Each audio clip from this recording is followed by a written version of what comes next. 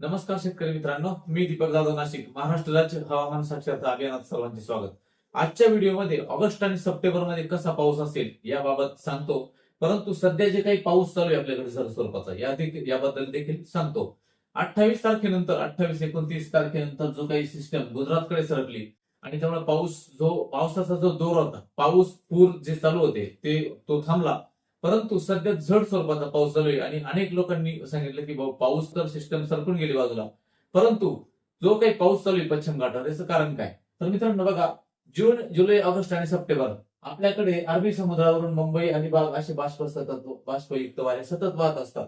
आणि ज्यावेळेस सिस्टम आली, लो प्रेशर डिप्रेशन आलं, त्यावेळेस जोरदार पाऊस पडतो. ती सिस्टम निघून गेल्यानंतर मात्र बाष्प हे येतच असतं. आणि ते बघा, ते मुंबई आणि कोकण किनारपट्टी, पालघर, वसई, डहाणू, सिंधुदुर्ग, रत्नागिरी हे बघू शकता. आणि ही डोंगर रांग, सह्याद्रीची मोठी डोंगर रांग आहे.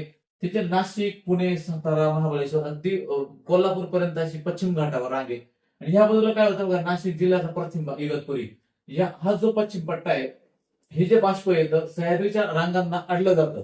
त्यामुळे कोकणात जबरदस्त पाऊस पडतो. त्यामुळे तेथील पीक रचना देखील वेगळी आहे. त्यानंतर जसं जसं आपण सह्याद्री घाटमाथा ओलांडतो, तो पाऊस चालूच असतो. परंतु जसं जसं पूर्वेला जावं बघा, नाशिक जिल्ह्याच्या मध्यावर येईपर्यंत जी काही इंटेन्सिटी आहे त्या बाष्पाची ती कमी होत जाते. आणि ती खालत जळगाव, छत्रपती संभाजीनगर जाऊन अतिशय कमी होऊन जाते.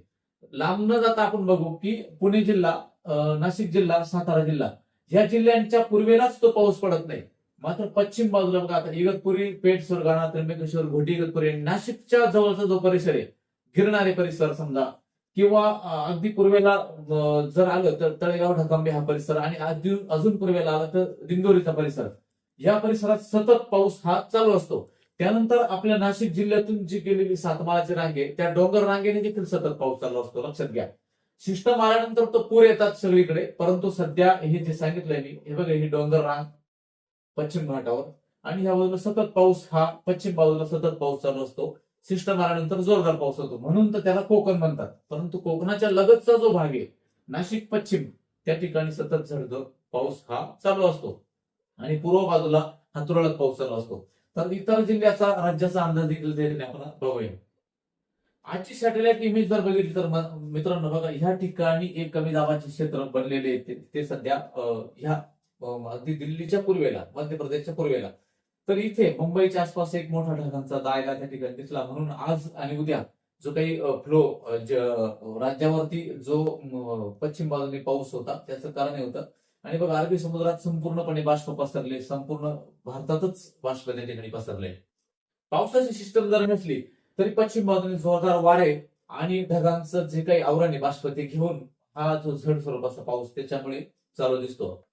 सिस्टम नाही तरी पाऊस काय येतो, तर बघा, या ठिकाणी बंगालच्या उपसागरात पूर्वेला, अगदी मध्य प्रदेशच्या पूर्वेला, जबलपूरच्या पूर्वेला एक कमी दाबाचे क्षेत्र या ठिकाणी फिरताना दिसते. ते दूर आहे आपल्यापासून, पण तो होतं काय, वारा त्या बाजूने खेचला जातो आणि अरबी समुद्रातून जे बाष्पयुक्त वारे सह्याद्रीला क्रॉस करून त्या ठिकाणी खेचले जातात. म्हणून पश्चिम बाजूला जो काही फ्लो आहे, तो फ्लो काय होतो, या ठिकाणी जे काही क्षेत्र दिसतं ते पश्चिम बाजूला राज्यामध्ये पाऊस देऊन ते त्या बाजूला खेचलं जातं. इकडे कमी दाबाचा पट्टा बनलाय, तो पुढच्या 4 दिवसामध्ये अहमदाबाद, राजस्थानकडे सरकतो. म्हणजे जवळपास बघा, ते जर आज जर बघितलं तर 3 तारीख, 3, 4, 5, 6, 7, 8, 9 तारखेपर्यंत राजस्थान तो येतो.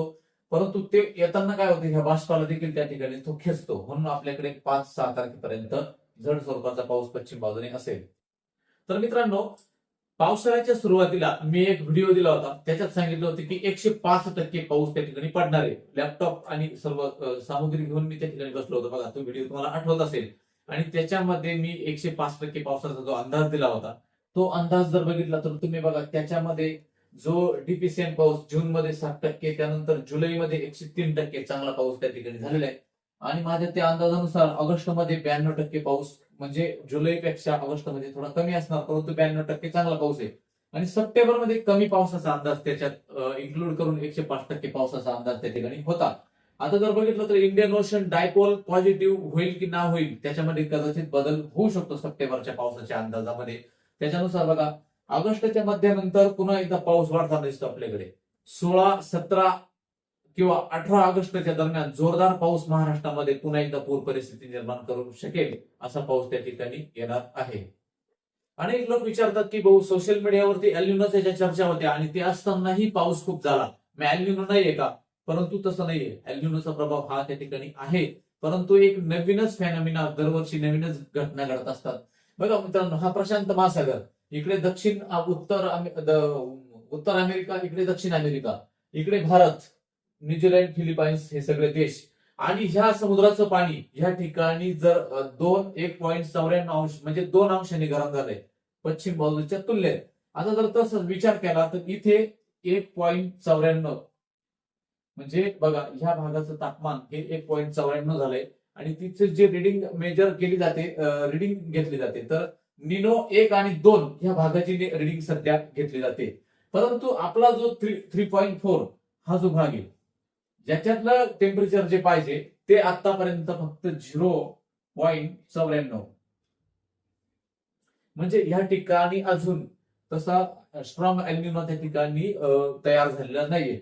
त्याच्यानंतर निनो 4 जो आहे, हा निनो 4चं टेम्परेचर जर बघितलं तर अगदी 0.25, म्हणजे या ठिकाणी आजही लहान नवी कशी ते लक्षात घ्या. ह्या गोष्टी तुम्हाला कोणीही सांगितल्या नाही आतापर्यंत, आणि कोणी सांगतही नाही. फक्त स्कायमेटचे जे काही प्रेसिडेंट आहे त्यांनी ह्या गोष्टी सांगितल्या होत्या ते एका पॉडकास्टमध्ये. तर 0.25 टेम्परेचर आहे. आज आपण म्हणतो लानिना 1.94 2 अंश सेल्सिअस वाढलं, परंतु या ठिकाणी जे काही क्लाउड बँड तयार झालाय, जबरदस्त बाष्प आहे, आणि जो पाऊस येतोय याचं कारण की ह्या ठिकाणी एल्निनोचा प्रभाव अजिबात नाही, न्यूट्रल देखील नाही, तो लानिना कंडिशन, या ठिकाणी जबरदस्त बाष्प तयार होते. त्याच्यामुळे ही घटना मेट्रोलॉजीच्या फेनॉमिनामध्ये पहिल्यांदाच घडते की प्रशांत महासागरातच या निनो 4 मध्ये वाद आहे. म्हणजे बघा इथे 0.25 इथे लानिना सक्रिय, एका बाजूला एल्निनो सक्रिय, असं ह्या गोष्टीमुळे आपल्याकडे पाऊस येतो. कदाचित यांच्या सोशल मीडियावर ज्या चर्चा चालू आहे की लानिना असताना पाऊस आला, तर त्याचं ह्या गोष्टी आहे की समुद्राच्या एकाच भागाच्या पाण्यात फरक पडलाय. म्हणजे एका बाजूला एल्निनो असताना एका बाजूला लानिना देखील आहे कंडिशन, हा या गोष्टी लक्षात घ्या. मित्रांनो, ऑगस्ट आणि सप्टेंबरचा अंदाज सांगताना आपल्याला बऱ्याच गोष्टी कारणीभूत असतात. इंडियन ओशन डायपोल किती पॉझिटिव्ह आहे, त्यानंतर एमजेओ फेज. आता एमजेओ फेज जर बघितला तर बघा, भारतीय उपखंड किंवा पश्चिम हिंदी महासागर आणि भारतीय उपखंड हा जो भाग आहे, 1 आणि 2 हा अँप्लिट्यूड हा भारताचा आहे, आणि ह्या प्रदेशात जेव्हा मॅडम ज्युलियन ऑन्सलेशनचा वारा जो काही डाऊनवर्ड आणि अपवर्ड मोशननी पृथ्वीच्या विषुववृत्तीय भागातून तो वारा फिरत असतो, तो डाऊनवर्ड होतो, अपवर्ड होतो, म्हणजे खाली आणि वरती येतो. त्या काळात आपल्या जेव्हा हिंदी महासागरावर येतो त्या काळात त्या ठिकाणी सिस्टम तयार होते आणि जोरदार पाऊस त्या ठिकाणी येतो. आता पुढचा जो फेज आहे, तर बघितलं तर 5 सप्टेंबरला तो भारतीय उपखंडात दाखल होईल. कदाचित त्या काळामध्ये जोरदार पाऊस सप्टेंबरच्या पहिल्या हप्त्यामध्ये किंवा 1 सप्टेंबर ते 10 सप्टेंबरच्या काळात आपल्याकडे एमजेओ फेज येतो. कदाचित 2-3 दिवस, 10 दिवस डिले होऊ शकतो, परंतु रिटर्न मान्सूनच्या आधी जोरदार पावसाची शक्यता त्या ठिकाणी आहे. म्हणून मी सांगितलं सप्टेंबरला, आता आयएमडीने सांगितलं की कमी पाऊस आहे, कदाचित जास्तही पाऊस त्या ठिकाणी होऊ शकतो. भारतीय हवामानशास्त्र विभागाचा जर तक्ता जर बघितला तर राज्यात कुठे किती पाऊस झाला, जसं कोकण आणि गोव्यात जो काही पाऊस झाला 18 कोकण आणि गोवा जर बघितलं तर 1838 मिलीमीटर जो पाऊस झाला, तोच पाऊस हा मध्य महाराष्ट्राच्या भागात देखील चांगला त्या ठिकाणी झालेला आहे. त्या ठिकाणी फक्त विदर्भ आणि मराठवाड्याच्या भागात असून पाऊस हा डीपीसीएल त्या ठिकाणी दाखवतो. बघा, माझे अंदाज हे विदेशी मॉडेल आणि आयएमडीचे अंदाज या वरती असतात, तरी एकाच बाजूला मी त्या ठिकाणी धरत नाही. तर सध्या आयएमडीचं जे काही फॉरकास्ट आलंय, विदेशी मॉडेलचं आलेलं नाही. त्यानुसार बघा, तर आयएमडीचं जर फॉरकास्टिंग बघितलं तर त्यांनी सांगितलं की ऑगस्ट महिन्यामध्ये साधारणपणे उत्तर महाराष्ट्राचा जो भाग आहे, मध्य प्रदेश, या भागामध्ये नंदुरबार, धुळे, जळगाव आणि नाशिकचा उत्तर भाग, या भागामध्ये, जळगावच्याही भागात चांगल्या पावसाची शक्यता ही ऑगस्टच्या उत्तरार्धात त्या ठिकाणी आपल्याला ऑगस्टच्या पूर्वार्धात दिसते. पूर्वार्धात म्हणजे 1 ते 10 ऑगस्टला. आणि त्यानंतर मराठवाड्याचा हा जो भाग आहे त्याचा देखील आपण अंदाज बघूया. आता असे चांगली मराठवाडा आणि विदर्भाकरता एक चांगली बातमी अशी की मान्सून रिटर्नच्या काळामध्ये कदाचित बघा, आयएमडीच्या फॉरकास्टिंग विदर्भ आणि मराठवाडा ह्या जो हा रिजन दिसतो, मध्य मराठवाडा आणि मध्य दक्षिण मराठवाडा आणि विदर्भाच्या ह्या भागामध्ये चांगल्या पावसाची शक्यता ऑगस्ट एंडिंग आणि सप्टेंबरच्या पूर्वार्धात त्या ठिकाणी आपल्याला ह्या आयएमडीच्या मॅपनुसार दिसते. अजून 1 सप्टेंबर बाबत देखील अंदाज दिलेला आहे की हा जो भाग दिसतो ह्या भागामध्ये, त्याच्यात कोकण, गोवा, उत्तर महाराष्ट्र, पश्चिम महाराष्ट्रामध्ये सप्टेंबरमध्ये कमी पाऊस त्या ठिकाणी दाखवलेला आहे. त्यानंतर देशाच्या भागाचा विचार आपण न करता फक्त महाराष्ट्राचाच विचार करतो. तर मित्रांनो बघा, आता पुढील अंदाज आपण त्या ठिकाणी बघू. सांगितलेला पाऊस आला तर तो का आला ते देखील मी सांगतो, आणि सांगितलेला पाऊस नाही आला तरी देखील त्या ठिकाणी मी सांगत असतो. दीपक दादाने सांगितलं की 2 तारखेपासून पाऊस कमी होणार, तरी तो आला तरी त्याचं कारण सांगावं लागतं, कारण 24 तासामध्ये वेगवेगळ्या घटना त्या ठिकाणी घडत असतात, लक्षात घ्या अंदाज. आणि मित्रांनो बघा, आता सध्या जर बघितलं तुम्ही तर जो काही आपल्याकडे झड पाऊस चालू आहे, साधारण आज 3 तारीख, 3, 4 आणि 5 तारखेपर्यंत तो झड पाऊस पश्चिम बाजूने चालणारच. त्यानंतर तो पाऊस हळूहळू कमी होत जाईल, किंवा 8, 9, 10, 11, 12, 13, 14, 15 पर्यंत तो कमी असेल तो पाऊस. परंतु तरीही पश्चिम बाजूने स्पेल दिसतातच. म्हणून पावसाळ्यामध्ये जून ते सप्टेंबर हा जो पाऊस असतो, तर त्या काळात पावसाचे खंड म्हणजे पाऊस पूर्ण उघडून जात नाही त्या ठिकाणी, लक्षात घ्या.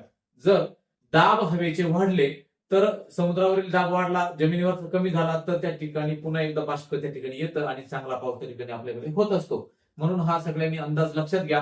तर हा जो काही झड पाऊस चालू आहे हा 6 तारखेपर्यंत दिसतो, नंतर तो कमी होतो. त्यानंतर परत एकदा आपल्याकडे 17 तारखेनंतर 16-17 तारखेनंतर जोरदार पावसाची शक्यता त्या ठिकाणी बनताना दिसतात. सिस्टम आहे, कदाचित पुन्हा एकदा पूर परिस्थिती निर्माण होऊ शकते 16-17 तारखेनंतर. हा अंदाज त्या ठिकाणी लक्षात घ्या आणि सर्वांनी कामाचं नियोजन करा. बघा, ज्या घटना घडत असतात त्या ठिकाणी सांगण्याचा प्रयत्न करीत असतो. आणि जर हा अंदाज आवडला तर चॅनलला त्या ठिकाणी सबस्क्राईब करा आणि शेअर देखील करा लोकांपर्यंत. आणि जो जुलै, ऑगस्ट आणि सप्टेंबरचा अंदाज सांगितला तो IMDच्या फॉरकास्टिंग नुसार होता.